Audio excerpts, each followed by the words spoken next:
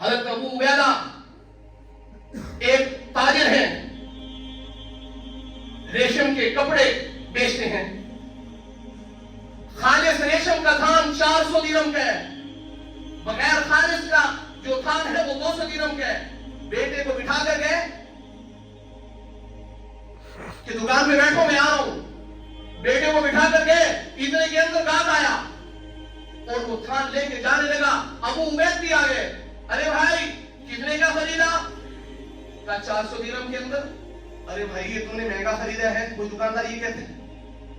کوئی دکاندار یہ نہیں کہتا اس دور کے اندر ارے بھائی تم نے مہنگا خریدا ہے، جب تو یہ تو 200 درہم کا ہے۔ فرمایا بھائی مجھے پھر بھی اس سے 100 روپیہ بچ رہا ہے، 100 درہم بچ رہا ہے، میں اپنے دکان کے اندر جا کر بیچوں گا اور مجھے اس سے 100 درہم پھر بھی بچ رہے۔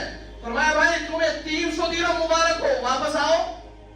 واپس آیا اور اپنے بیٹے سے پوچھا میرے بیٹے یہ تم نے جان بوجھ کر کیا یا تم نے پتہ نہیں تھا؟ کہا ابا جان میں نے مانگا، اس نے دے دیا اور میں نے اس سے آگے کوئی بات نہیں کہی۔ ابو عبید کے الفاظ سنو، میرے بیٹے مسلمان کو دھوکہ دیتے ہوئے تجھے شرم نہیں آئی؟ مسلمان کو دھوکہ دیتے ہوئے تجھے شرم نہیں آئی ہے؟ تجھے پتہ ہے یہ 200 درہم کا ہے، تو نے پھر اس کو 400 درہم کا بیچا ہے، تو نے مسلمان کو دھوکہ دیتے ہوئے تجھے شرم نہیں آئی ہے؟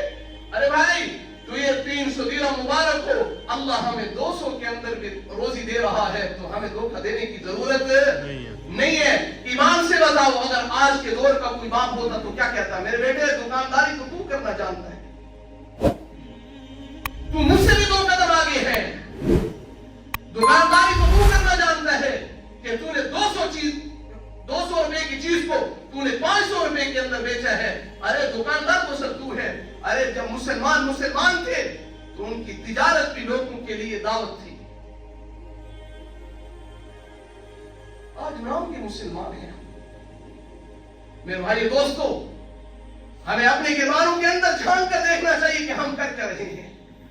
خدا کی قسم نام عبداللہ رکھ لینے سے کوئی جنت میں نہیں جائے گا، نام ابو بکر رکھ لینے سے، عمر رکھ لینے سے، عثمان رکھ لینے سے کوئی جنت میں نہیں جائے گا۔ ابو بکر والے اعمال کرنے پڑیں گے، عمر والے اعمال کرنے پڑیں گے، عثمان اور علی والے اعمال کرنے پڑیں گے، تب جا کر ہمیں جنت ملے گی۔